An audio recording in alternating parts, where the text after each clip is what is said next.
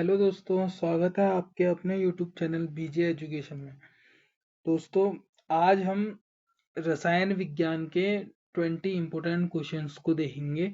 अगर आपने कोई भी ऐसा पेपर भरा है जिसमें विज्ञान के वेटेज है 1 से 5 नंबर तक का या फिर उससे अधिक, तो उसमें विज्ञान जरूर आता है। आपका रसायन विज्ञान, भौतिक और जीव विज्ञान आते हैं, यानी फिजिक्स, केमिस्ट्री और बायोलॉजी आता है।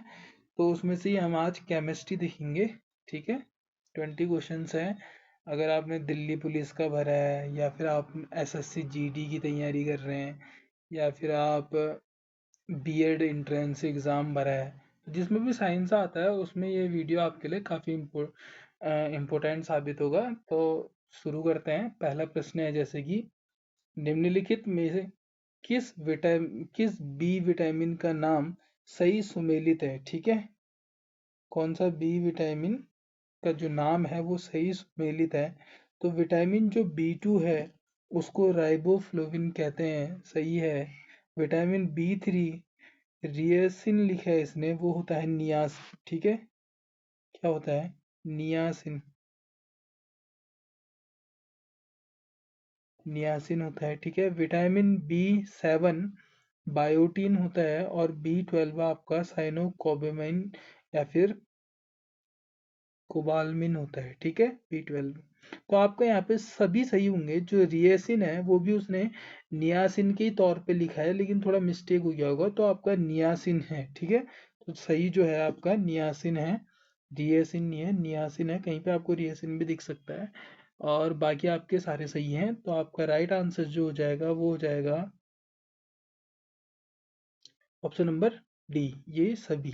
ठीक है, सभी नाम सही है।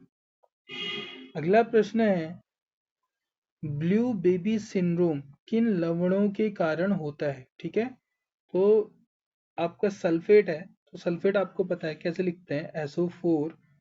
और क्लोराइड लिखते हैं Cl2।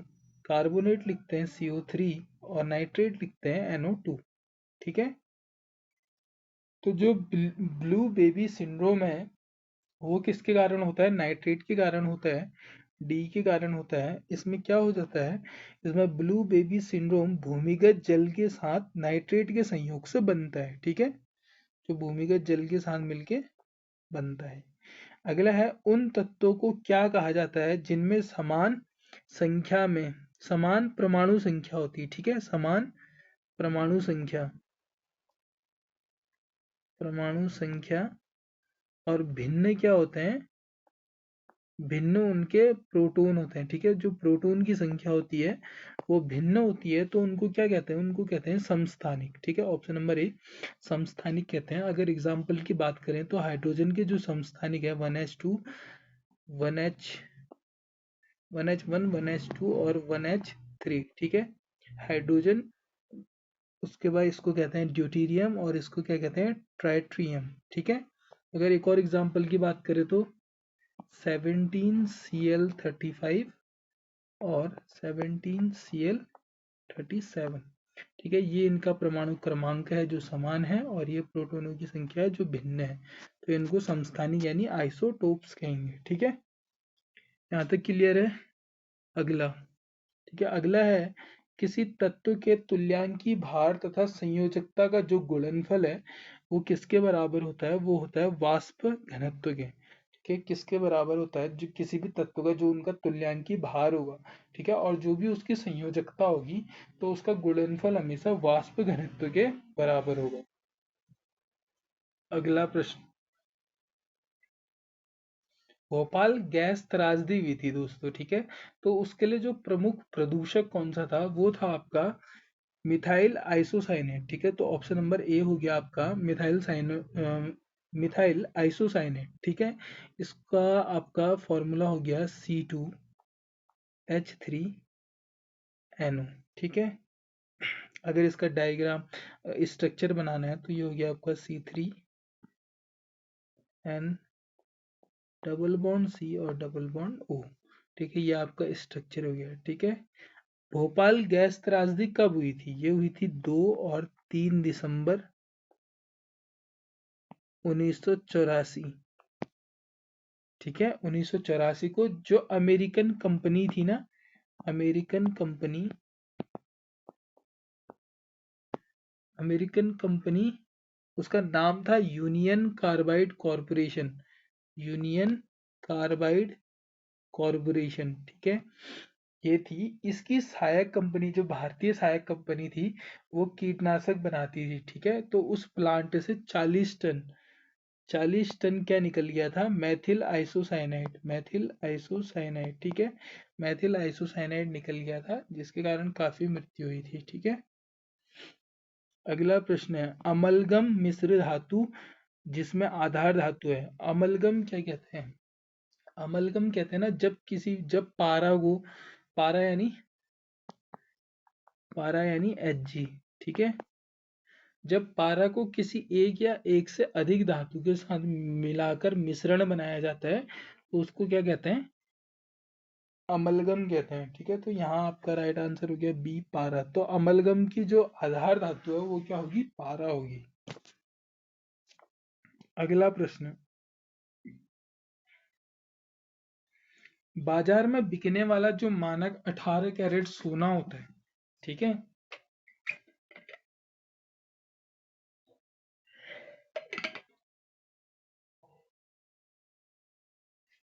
जो बाजार में बिकने वाला मानक 18 कैरेट सोना होता है, तो वो क्या होता है, वो होता है आपका 82 भाग सोना होता है उसका, 82 भाग तो गोल्ड होता है, ठीक है। जो बाकी का 18 भाग है वो अन्य धातु होती है, ठीक है, अन्य धातु, किसी का मिश्रण होगा, ठीक है। 24 कैरेट गोल्ड कहते हैं, तो 24 कैरेट गोल्ड क्या होता है, 24 कैरेट गोल्ड होता है आपका 99.9% प्योर होगा, ठीक है, गोल्ड।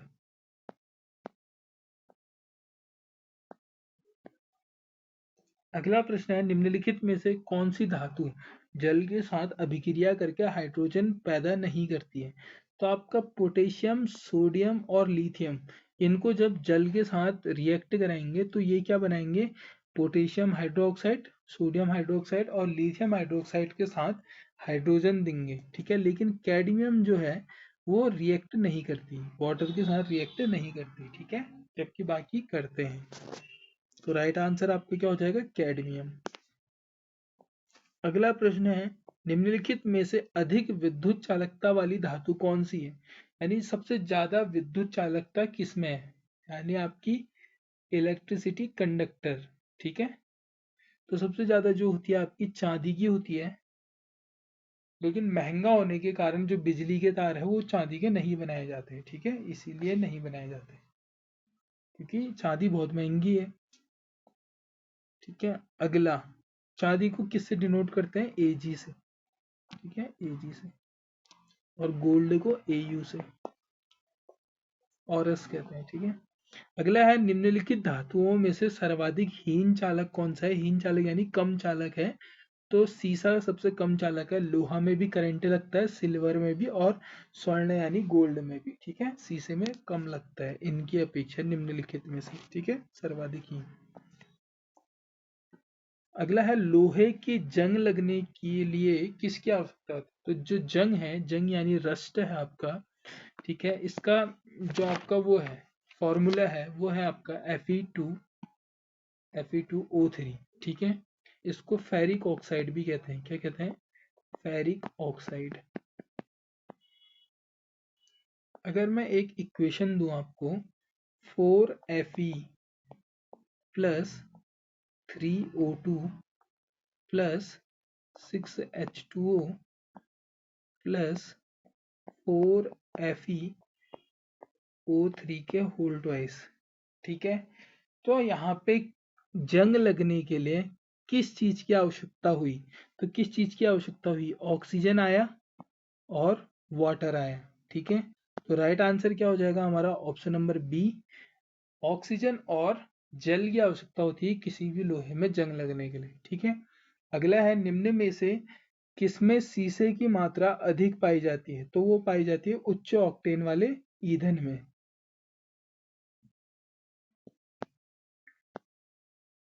अगला प्रश्न है, प्रश्न संख्या 13 है, इस्पात या आयरन वस्तु में जिंक की पतली परत के लेपन का नाम क्या है? तो ये है आपका यसद लेपन, ऑप्शन नंबर सी। ठीक है, अगला है पायरेक्स कांच के अधिक सामर्थ्य के लिए निम्न में से क्या उत्तरदायी? पायरेक्स कांच क्या होता है? एक ऊष्मा प्रतिरोधक कांच होता है। ठीक है, ऊष्मा प्रतिरोधक कांच होता है। 1915 में इसको बनाया गया था। ठीक है, तो इसके अधिक सामर्थ्य के लिए कौन उत्तरदायी है? तो वो है आपका बोरेक्स। अगला है निम्नलिखित में से कौन सी धातु स्वतंत्र अवस्था में पाई जाती है? तो वो पाई जाती है आपका सोना।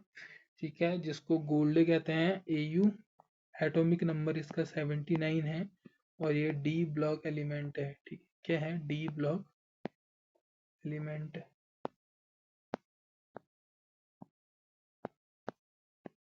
अगला है टांका मिश्र धातु है। टांगा किस किस की मिश्र धातु है? तो वो टिन और सीसा, लेड की।